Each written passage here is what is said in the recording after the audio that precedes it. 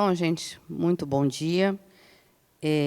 Eu queria começar agradecendo ao Grupo GTO pelo convite, pelo prazer em dividir esse palco para a gente falar de um assunto tão importante, como é o uso da tecnologia para monitoramento e controle de vias. Queria agradecer ao Enacor pelo belo evento que está acontecendo e a vocês da plateia, muito obrigada pela presença.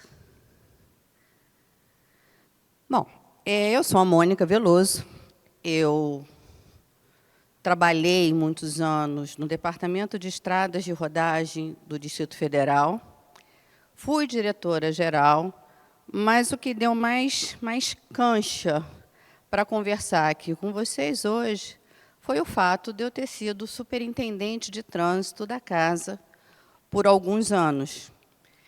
Também fui professora universitária, e esses momentos aconteceram mais ou menos ao mesmo tempo. Antes eu tinha estudado, fiz doutorado, para me qualificar melhor para esse trabalho. E é sobre isso que eu vim conversar aqui um pouquinho com vocês. Sei que estou falando com uma plateia que, muito provavelmente, não é um assunto novidade. Então, eu vim aqui para a gente bater um papo sobre até alguns termos que versam sobre o acidente de trânsito. Acidente é uma palavra tão controversa atualmente, porque o acidente de trânsito tem virado sinistro de trânsito. E eu queria um pouco bater um papo com vocês para a gente ver até onde que essas mudanças de nomenclatura, de vocábulo, nos ajuda a realmente compreender o fenômeno e a realmente tratá-lo. Porque o que a gente pensa e o que a gente quer é reduzir os tais acidentes, os tais sinistros. Bom, mas uma coisa a gente não tem dúvida, que acidente é um evento raro. É um evento raro em termos de localização, é um termo raro em termos de pessoas. Tanto é que, quando a gente trabalha com modelagem matemática, quando a gente trabalha com estatística, criar modelagens matemáticas para a gente fazer predição, para a gente prever acidentes, sempre é muito complicado. E depende de uma massa de dados muito grande. E aí que o bicho pega também. Porque, na teoria, tudo é bem bacana. A gente sabe, ou pelo menos a gente estuda, como é que a gente deve fazer essa tal modelagem. O grande problema é quais são os insumos que a gente coloca nos nossos modelos. E aonde a gente vai buscar esses dados. Também é um pouco do assunto que a gente vai falar. Bom, então a gente passa a ter essa ideia de que acidente é alguma coisa que vai acontecer com o vizinho, né? Ali, ou com aquele motoqueiro, ali, aquele motoboy do iFood, porque é tão distante de mim. Né? Eu sei que eu dirijo muito bem. Muitos dizem até que, quando estão bêbados, dirigem melhor, há controvérsia. Mas ninguém sai pegando um carro por aí sendo suicida em potencial. Não é verdade? Então, quando pessoas, motoristas, dirigem sem obedecer ou sem respeitar determinadas regras, algumas até mais graves do que outras, as pessoas não estão efetivamente pensando em causar acidentes ou sinistros, como queiram. Não, eles estão assumindo um determinado nível de risco, porque eles entendem que a habilidade deles é maior. É a tal da teoria do comportamento. Inclusive, tem um psicólogo chamado o Wise, eu vou falar depois, mas o Gerald Wild, que fala da teoria da homeostase, em que ele diz que todos nós assumimos um determinado risco para que a gente tenha um determinado prazer. O fato é que o acidente acaba acontecendo quando a gente tem ali realmente um azar de você ter um baixo desempenho do sistema com baixo desempenho no motorista, com uma exigência do sistema que não está lá grandes coisas. Se esses dois pontos se encontram, aí pode ser que a coisa seja fatal. Bom, só para a gente relembrar, acho que todos conhecem essa história, mas o primeiro acidente de trânsito do Brasil aconteceu no final do século XIX e foi protagonizado por duas figuras ilustres brasileiras. Um chamado José do Patrocínio, ele foi o primeiro dono de carro, ele foi o segundo dono de carro do Brasil. O primeiro foi irmão do Santos Dumont. Santos Dumont é esse aqui das Cataratas, e que morava na França e que foi o inventor do avião. O irmão dele era muito rico, eles eram filhos de fazendeiro e trouxeram o primeiro carro da história do Brasil, mas foi para São Paulo, que também andou escrevendo uma carta para o então governador da época, porque todos pagavam impostos sobre produtos importados, e ele, como tinha um automóvel importado, ele pagava muito alto de imposto. E ele foi a primeira pessoa do Brasil a reclamar do IPVA. Né? Ele pediu para parar porque as ruas eram muito ruins para ele. Bom, mas vamos voltar para o nosso acidente. O José do Patrocínio, que era um abolicionista, um homem importante da época, ele tinha um carro no Rio de Janeiro, o segundo do Brasil, e aí ele emprestou para o Olavo Bilac. Olavo Bilac era um poeta conhecido. Olavo Bilac não deve ter feito autoescola, pegou esse carro, foi pela Estrada da Tijuca, encontrou uma árvore no meio do caminho e deu perda total no carro do José do Patrocínio. Isso foi registrado como o primeiro acidente do Brasil. De lá para cá, é a palavra que a gente conhece, acidente. E aí, em cima de toda uma nova metodologia para procurar a tal visão zero, aquela em que a gente não admite acidente nenhum. E aí cabe um parênteses, como se algum dia a gente tivesse admitido. Mas dentro da visão zero, que não se admite, em que a gente fala em rodovias que perdoam, dentro de toda essa nova lógica, técnicos de segurança viária passaram a chamar acidentes de trânsito de sinistros de trânsito. E esse termo acabou sendo utilizado, quer dizer, esse termo mudou as normas técnicas. Então, hoje, a ABNT, ela define esse tal infortúnio que acontece no trânsito como sinistro de trânsito.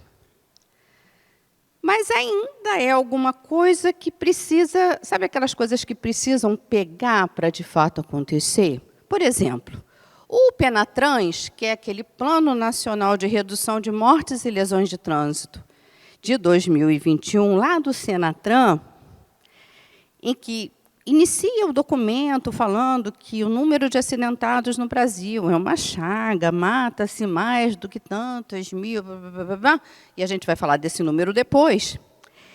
O próprio documento tem uma caixinha, essa caixinha eu tirei de lá, dizendo-se que, apesar do PENATRANS entender que o uso do termo acidente de trânsito deve ser revisto, e que ele reconhece que, no ano de 2020, a ABNT, de fato, atualizou o termo de acidente de trânsito para sinistro de trânsito, ele diz que, por questões legais, o PENATRANS ainda, olha só que coisa forte, ainda utilizará o termo acidente, uma vez que a alteração pode acarretar problemas jurídicos futuros.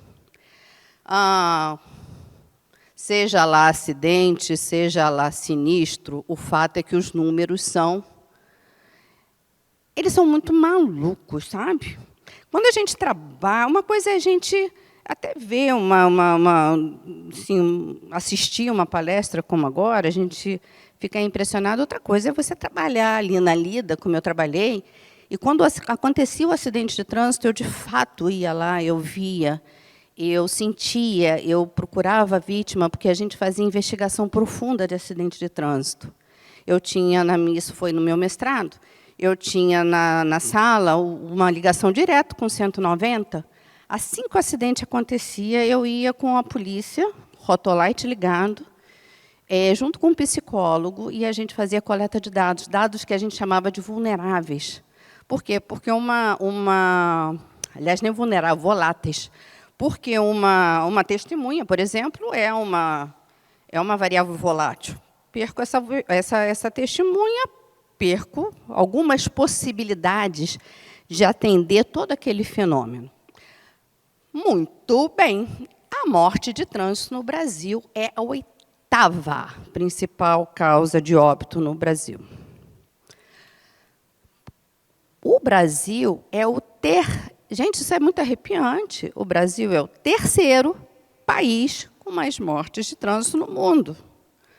A gente perde para a China, para a Índia e para a China. E que, até por ironia, quando a gente muda o nome de acidente para sinistro, a partir desse ano de 2020, e aí tem a ver com pandemia, e tem a ver com todo um caos aí também na coleta de dados,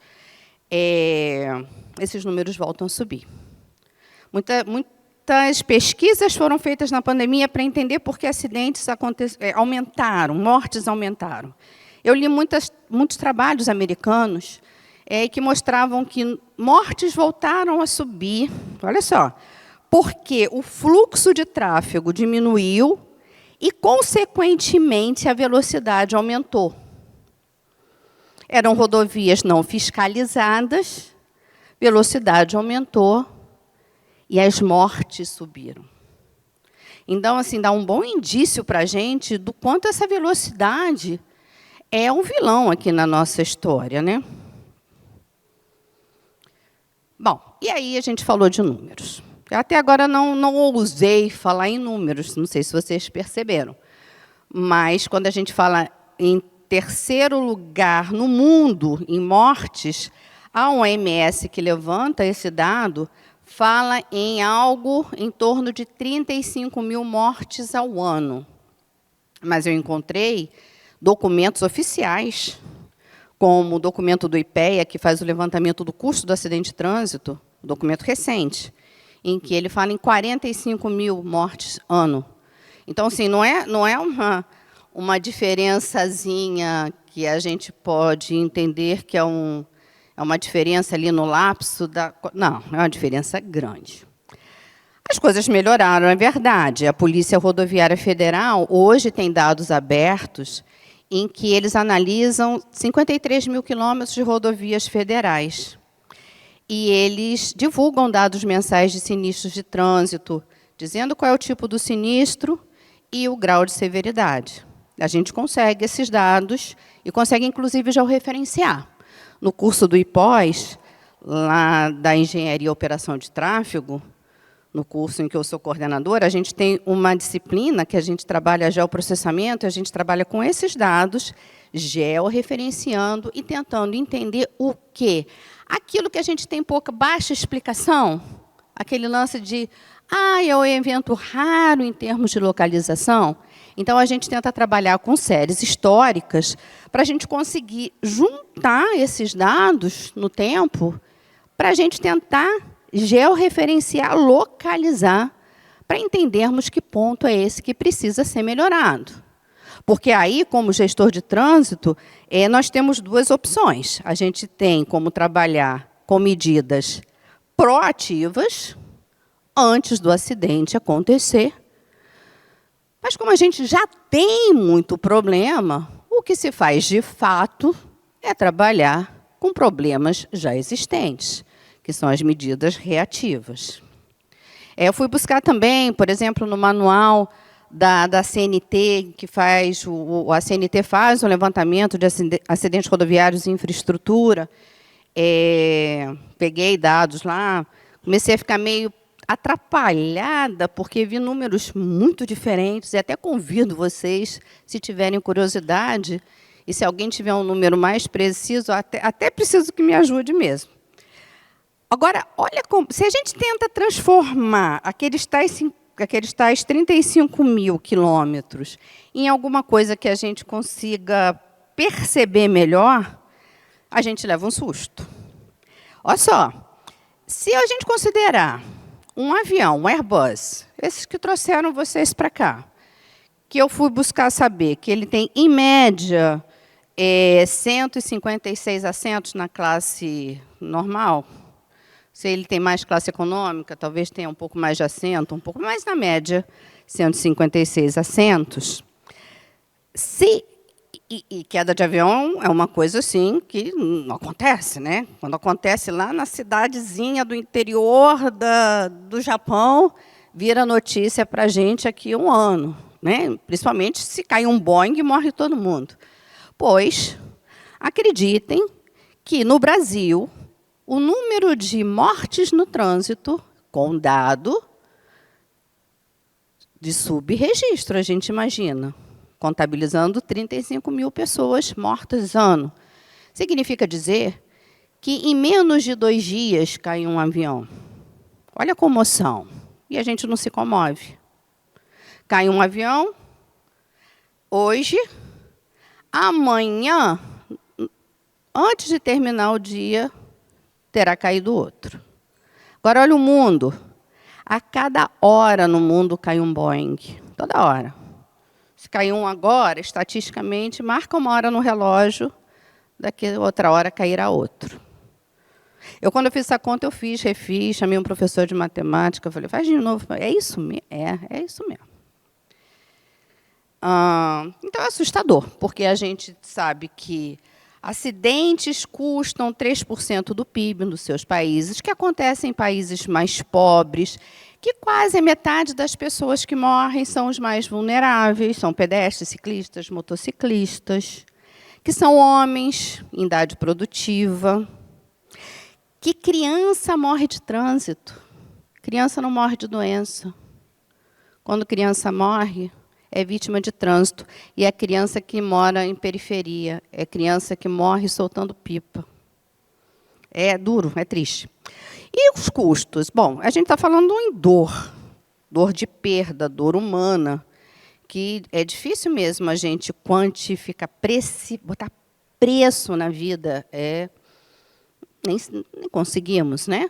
Mas a gente consegue perceber o quanto esse infortúnio, seja lá se a gente chama de acidente, seja lá se a gente chama de sinistro, eu intrinsecamente sei a mudança do nome, porque se deu o acidente, parte-se do pressuposto que quem cometeu tinha uma possibilidade de ocorrência, enquanto o sinistro não carrega essa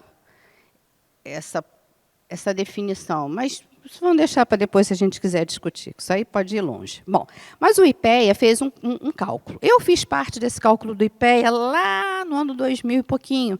Primeira vez que o IPEA fez esse levantamento do custo de acidente em rodovia. Primeiro eles fizeram em rodovia, definiram as variáveis que seriam importantes levantar, o tipo de custo que queriam ser levantados, então, custo previdenciário, não são vidas de pessoas jovens, perdidas, o quanto isso custa para a nossa sociedade, custos hospitalares, o quanto custa isso para os custos da infraestrutura mesmo, a sinalização perdida, o quanto custa isso. Naturalmente, para fazer esse trabalho, precisava de dados. Eu trabalhava no DR nessa época. Eu lembro que eu trabalhei nessa pesquisa, contribuindo com dados do DR. Na época, o Detran do DR fazia um trabalho bem legal, dava bastante publicidade. E depois eles fizeram, o IPEA fez um trabalho na área urbana, que são coisas bem diferentes.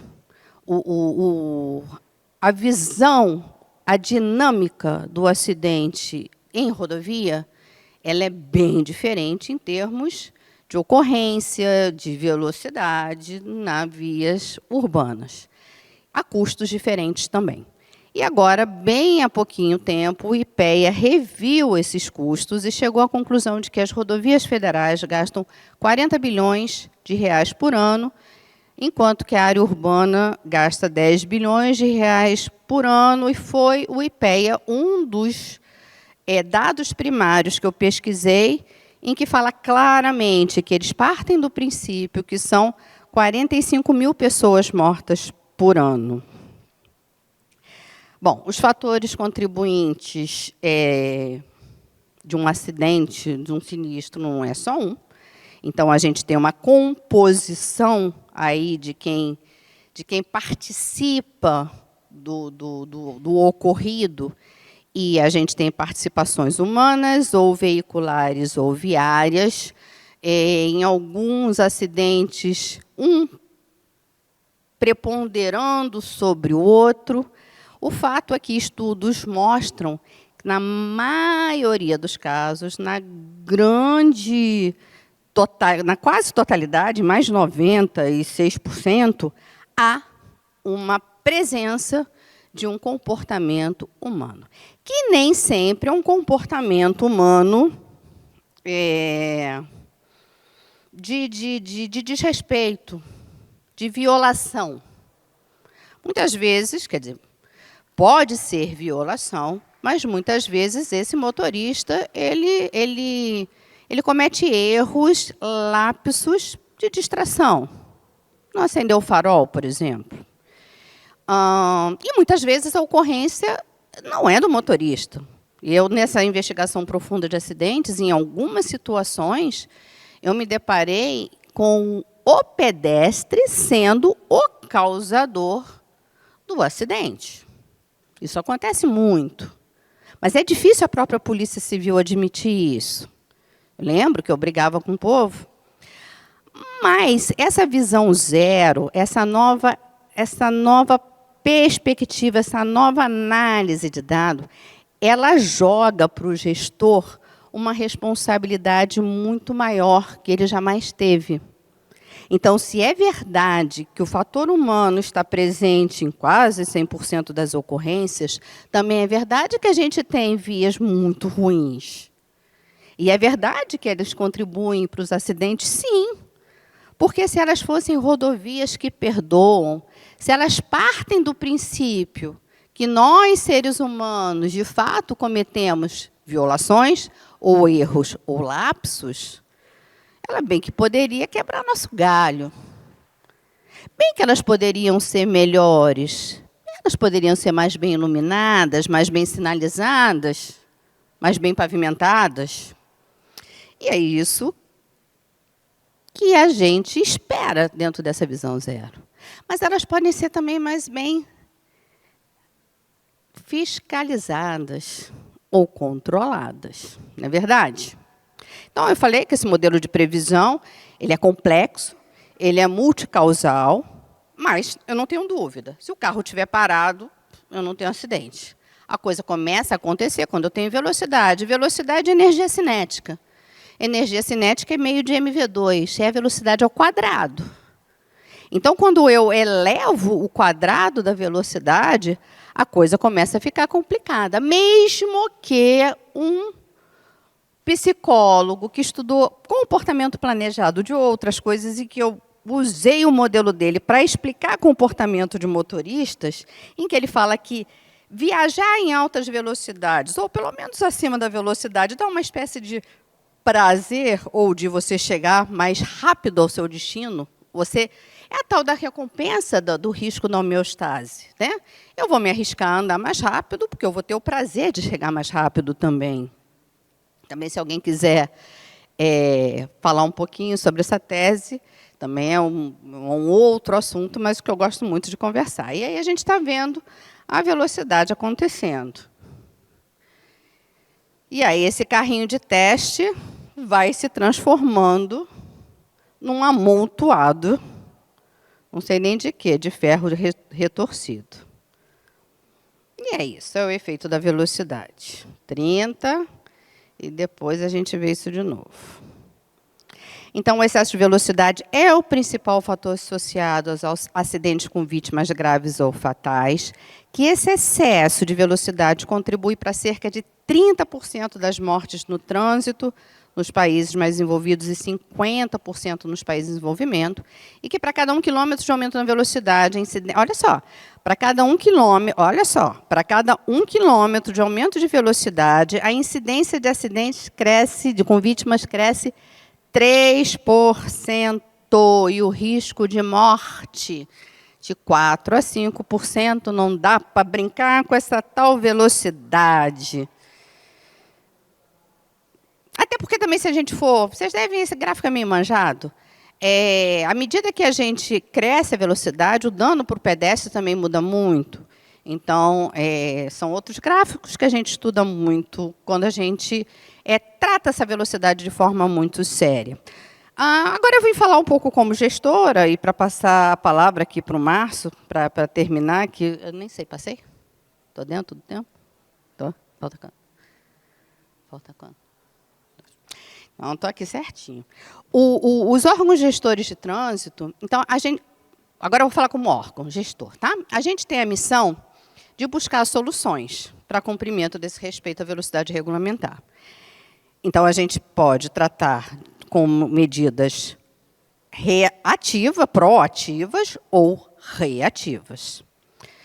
Foi por isso que eu fui estudar lá no meu doutorado. Fui lá, estudei e fiz um monte de disciplina de psicologia. Até imaginei que podia ser uma boa psicóloga, apesar de ser acho que sou uma boa engenheira.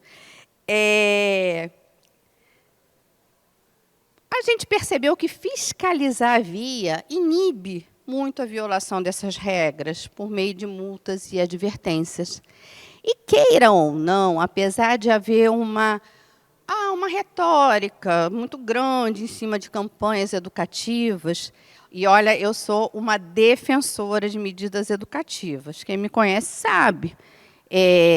Eu criei uma escola de trânsito de educação, chamada Transolândia, lá no DR, uma escola de trânsito que agora eu tive o prazer de saber que vai ser replicada em Aracaju, em Sergipe. Então, eu sou fãzoca de medidas de segurança, mas medidas de fiscalização são importantes. E os equipamentos de fiscalização, muito mais, mas muito mais, do que serem aqueles vilões que vão pegar incautos ao longo do caminho, o equipamento agora estou falando como gestora, o equipamento de fiscalização, ele nos dá muito material para estudo.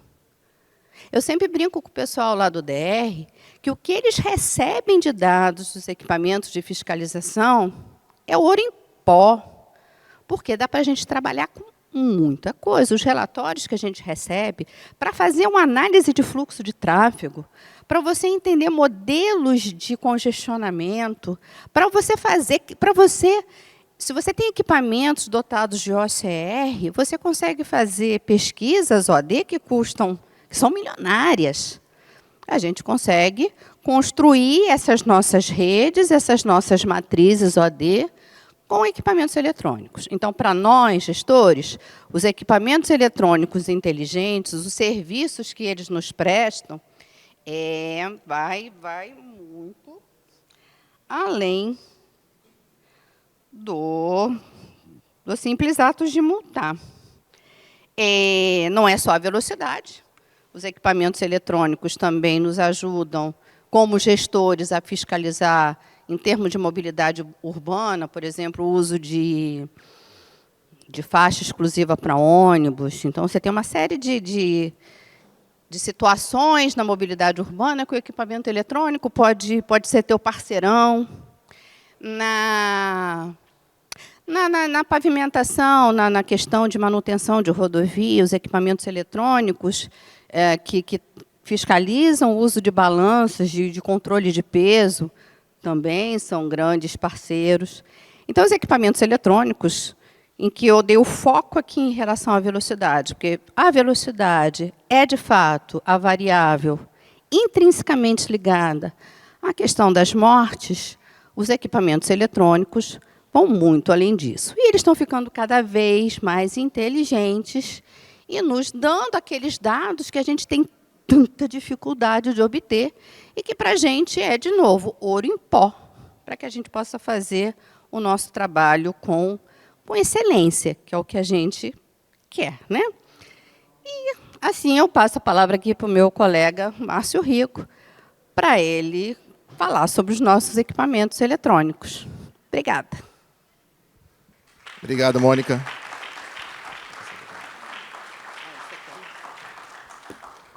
Bom dia, pessoal. Bom dia aos meus colegas de mesa. Parabéns à comissão organizadora pelo evento, está muito bem. Um show de informações da Mônica, né? Mas agora vamos entrar um pouquinho em tecnologia. A gente sabe o problema, que são a mortalidade no trânsito. Agora, a gente sabe a causa, que é o excesso de velocidade. E agora, como a ciência e a tecnologia pode ajudar evitando esse problema. Falando um pouquinho da GTO, um videozinho rapidinho para vocês.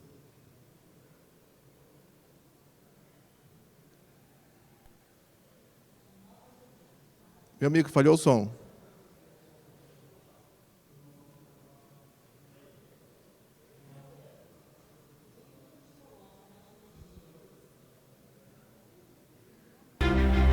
Somos os olhos vigilantes que zelam por cada momento.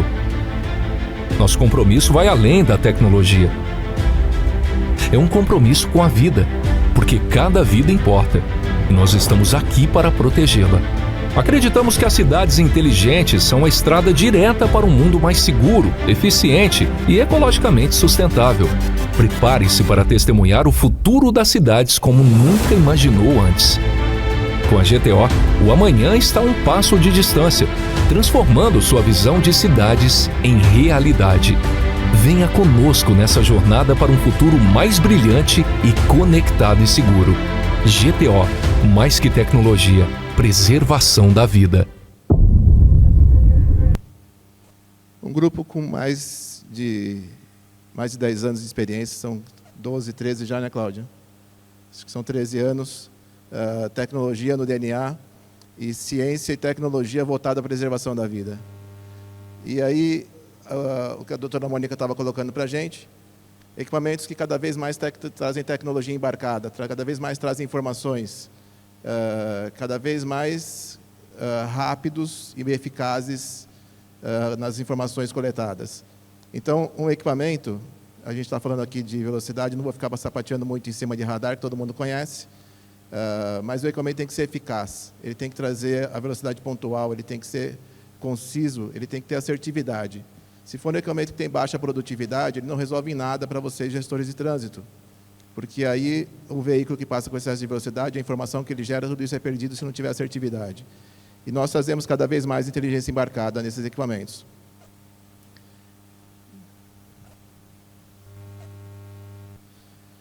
Às vezes, no dia a dia, a gente mal percebe quais são as tecnologias que a gente tem perto da gente. E nesse videozinho a gente tem um exemplo rápido das tecnologias que nós passamos muitas vezes e não percebemos.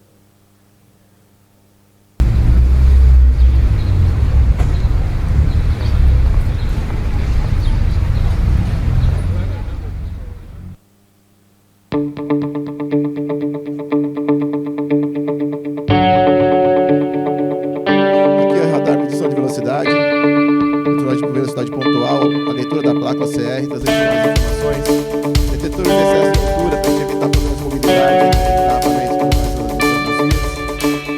e isso levando um alerta para a central de segurança, já tem efeito de rota. Atendimento ao usuário, que vocês estão bastante acostumados, trazendo tecnologia como de monitoramento,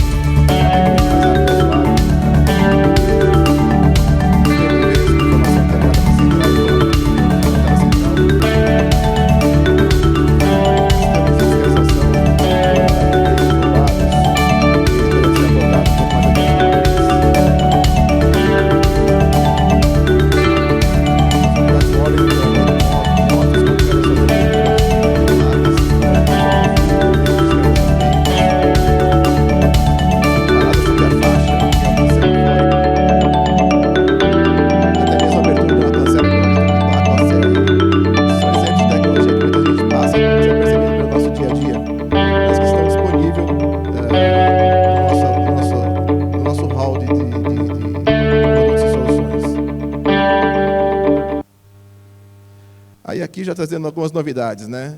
A pessoa fala muito a gente trazer novidade. O radar funciona pontualmente, velocidade pontual, gera uma série de informações que, conforme a Mônica trouxe para a gente, são informações importantes para a gestão de trânsito, gestão de mobilidade, da duplicação de vias. Todos os estudos relacionados ao trânsito são importantes. Mas aqui a gente traz a tecnologia embarcada em câmeras de monitoramento. Então, a velocidade é um problema, causa morte no trânsito, a gente tem que buscar a visão zero. A falta de cinto é outro problema que traz mortalidade no trânsito. O uso de celular ao volante é outro problema.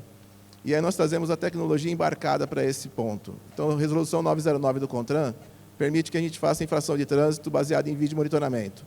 Esse sisteminha, ele captura essa conduta automaticamente e traz para o agente de trânsito gerar uma IT. Então, esse veículo passou a 120 por hora na rodovia e teve ali a sua imagem capturada que está sem cinto, os 2 caminhõezinhos ali sem cinto de segurança do motorista. No motorista de carro de passeio, ele está usando o celular no volante. Então, essa informação é gerada automaticamente para o agente de trânsito, que aí tem a conduta averiguada por um vídeo, e ele constatando a infração, ele gera já a IT automaticamente no sistema de infrações. Fora isso, o sistema consegue identificar por vídeo velocidade do veículo, lógico que não para a parte metrológica, não para a multa, o tipo do veículo, a cor do veículo e a placa do veículo. São todas informações que foram informação gerada com tecnologia embarcada em câmeras de monitoramento. Aqui uma análise de vídeo, veículo na contramão, né, para não causar um acidente. Essa informação gerada automaticamente, a gente está vendo ali a parte de captura do vídeo. Ele está na contramão e dando ré no acostamento, né? Então, está no acostamento e na contramão. E aí, as outras 2 telas, a moto está ultrapassando em linha contínua, a caminhonete fazendo uma ultrapassagem proibida também em linha contínua. São todas as informações geradas automaticamente por vídeo.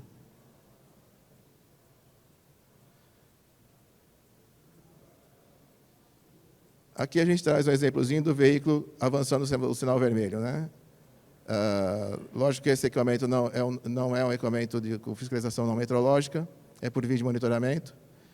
O outro vídeo a gente vai ter a conversão proibida, nota ali no alto do vídeo, um veículo, uma caminhonetezinha branca vai fazer a conversão. Então, a qualidade desse equipamento, trazendo essa imagem para a possível infração de trânsito. Certo? A gente parou um pouquinho antes de pegar a placa, certo? Mas são equipamentos de grande qualidade, tecnologia embarcada, a ciência e a tecnologia na preservação da vida. Isso poderia causar um acidente grave, uma conversão ao avanço semafórico.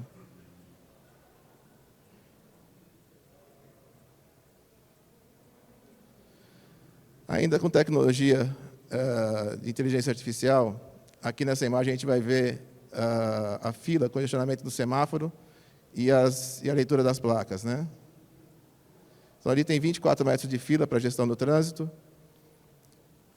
separado por faixa de rolamento, a velocidade está sendo empenhada, a fila vai aumentando, isso não vai aumentando, então 42 metros de fila, 48 metros de fila.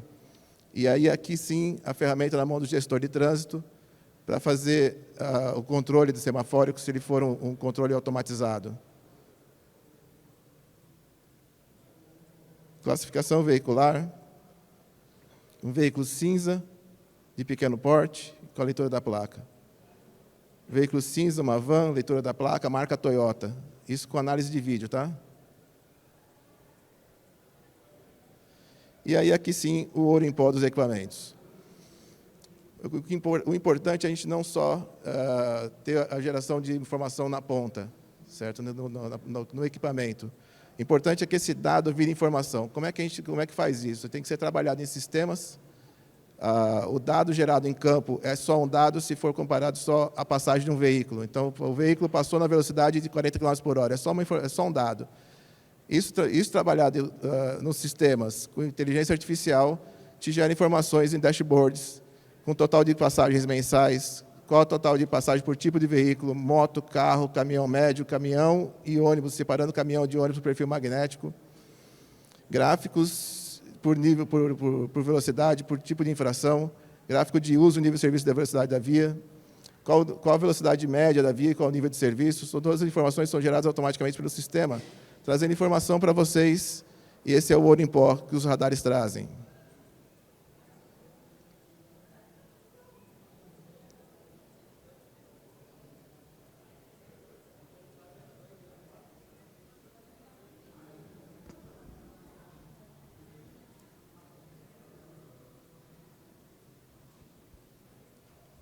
Acho que não está indo mais.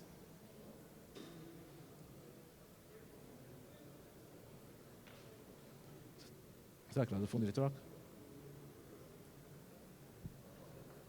Meu amigo, será que aí do fundo você consegue trocar para mim? O próximo slide. Foi. O eBrain e o Gerencid são dois sistemas da GTO, trazendo informações também. O eBrain traz em mapas de calor as passagens veiculares, a quantidade de passagens em cada ponto, a quantidade de infrações geradas em cada ponto, comparação do período atual com o período anterior, pode ser esse mês com o mês passado, essa semana com a semana passada, esse mês com setembro do ano passado. Então, a comparação da evolução do tráfego, que é para trazer informações e gerar conhecimento de qual a situação do viário, trazendo para ter planejamento da malha viária da rodovia. O Gerencid é um gerenciamento de incidentes, gera informações dos incidentes na via. Essas informações podem ser compartilhadas com o Waze e Climatempo. Todas as informações geradas pelo usuário do Waze no celular chega para o gestor de trânsito. Então, se ele indicar um buraco na via, um acidente de trânsito, tudo isso chega no CCO para vocês. E se vocês planejarem uma obra com data planejada e quiser que essa informação vá para o Waze, no sistema também é possível enviar essa informação para o Waze para ter recálculo de rota e diminuir o problema de mobilidade com obras viárias.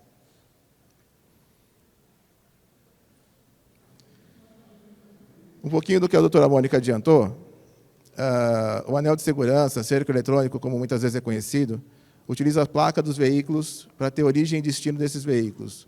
Qual veículo é visitante naquela região, qual veículo é usuário constante, qual veículo faz cada trajeto, a origem e destino desse veículo, tudo isso dá para traçar pelo anel de segurança. Fora isso, a gente tira características de conduta do motorista. Com consulta bancos de dados do governo, a gente consegue informar se esse carro tem um problema administrativo ou judicial, se o motorista desse carro, se o proprietário desse carro é procurado pela justiça, tudo isso, todas as informações trazendo para vocês na tela numa central de segurança, ou central de informações, né? E, além disso, a conduta de um veículo, que pode gerar uma escolta. Então, um veículo que está rodando com outro na escolta dele, pode ser furtado, ou o comboio de veículos é detectado automaticamente pelo sistema.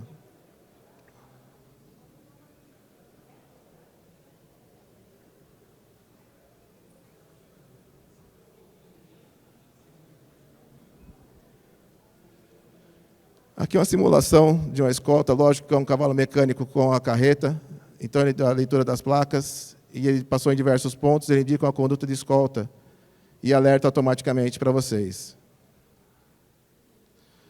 Mais uma inovação dos equipamentos, é possível nós trazemos a integração de sensores externos aos controladores de velocidade. Um pluviômetro ou uma estação meteorológica é de grande valia para a gestão de rodovias, trazendo informações de chuva na região e possíveis alagamentos ou até deslizamentos. Esse equipamento pode estar integrado com um radar, e aí gerando informações na central, a partir de um alerta com a quantidade pluviométrica setada anteriormente. Então, a partir do momento que choveu 30, 40, 50 milímetros naquela região, e historicamente tem problemas de alagamento ou deslizamento, é possível gerar um alerta para a central e, dali para frente, tomar as ações de resiliência para o trânsito.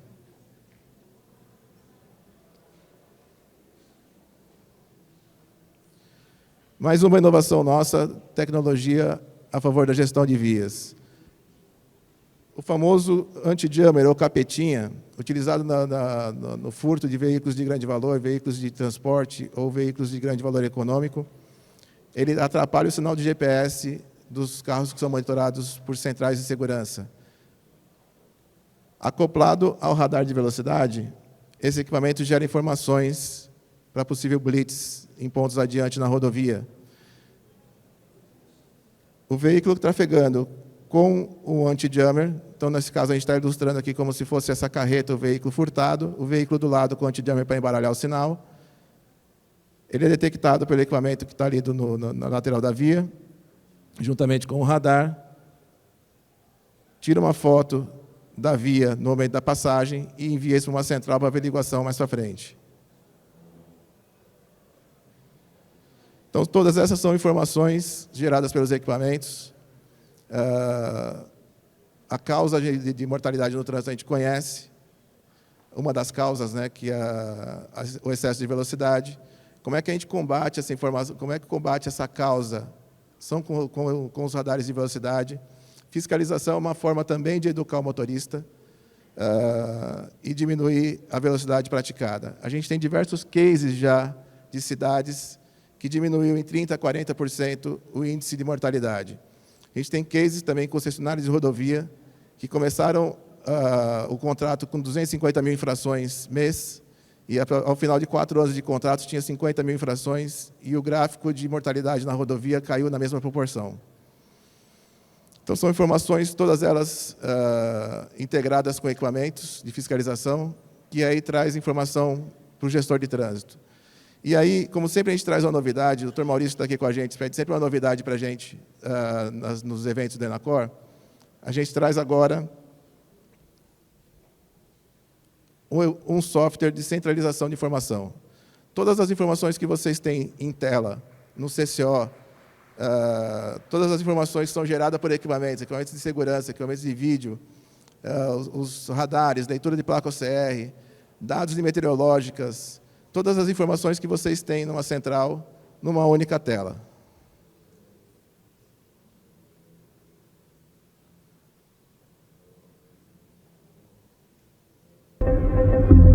Eu vejo tudo, mas logo tudo se perde. O oceano. Uma vastidão de segredos e profundezas. Sem o equipamento certo, permanecemos à margem, sem compreender sua magnitude. Nossas cidades, assim como os oceanos, possuem correntes profundas de informação. Mas como navegar nesse mar de dados e poder explorar cada vez mais esse mundo? Conectando tecnologias, setores, unificando dados e transformando complexidade em simplicidade. Ocean é a ferramenta necessária para uma gestão rápida e eficiente nesse mar de informações. Apresentamos Ocean, sua bússola nesse oceano de gestão. Ser uma cidade inteligente é um processo que envolve diversos setores e tecnologias. E o Ocean é capaz de integrar e monitorar dados, informações, sensores, sistemas, câmeras e bases de dados, otimizando a utilização de recursos, trazendo melhoria na qualidade da gestão. E o Ocean é o passo principal para guiar uma gestão que acredita no futuro eficiente. Centralizar todas as informações de uma cidade em um único lugar era um mar desconhecido e incerto. Mas com o Ocean, cada dado é uma descoberta, cada ação uma oportunidade. Mergulhe mais fundo com o Ocean. Descubra o inexplorado.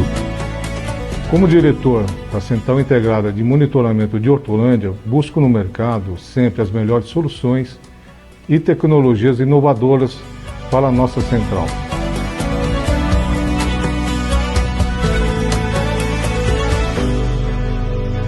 O Ocean da GTO irá potencializar todas as ações que já são desempenhadas entre as secretarias do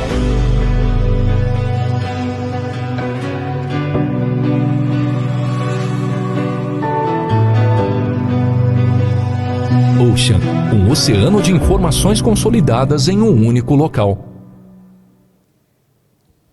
Esse é o conceito. Então, tudo que a gente falou aqui são dados para gerar informação. Dados de velocidade, coibir o excesso de velocidade para salvar vidas, os equipamentos com tecnologia embarcada, inteligência artificial, gerando uma infinidade de informações. Então, isso é um oceano de informações na mão de vocês. Como centralizar tudo isso, todos esses dados e informações? Com o Ocean. Esse é um sistema que vai trazer uma única tela para decisão rápida e tomada de decisão na mão de vocês. Isso na mão, eu digo literalmente, porque é do celular ou na tela de um CCO. Então, novamente, só para afirmar, a gente tem todas as telas. Ali vocês viram saúde, vacinação, mas é voltado também para cidades. Mas na rodovia, todas as informações que vocês tiverem no CCO tanto câmeras de monitoramento até a parte de velocidade e as informações geradas em uma única tela. Essa é a solução Ocean. Pessoal, é isso. Eu corri um pouquinho, porque a gente está um pouquinho atrasado, mas eu fico à disposição. Esse QR Code leva para o meu celular, vai vir o do evento para as dúvidas daqui, mas eu estou à disposição de vocês, estou pelo evento aqui, e qualquer dúvida a gente está à disposição.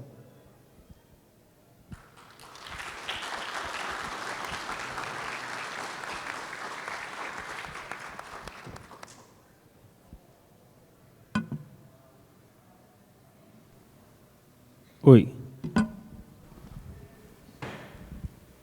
Nós agradecemos, né, a participação e a apresentação, né, dos dois doutores.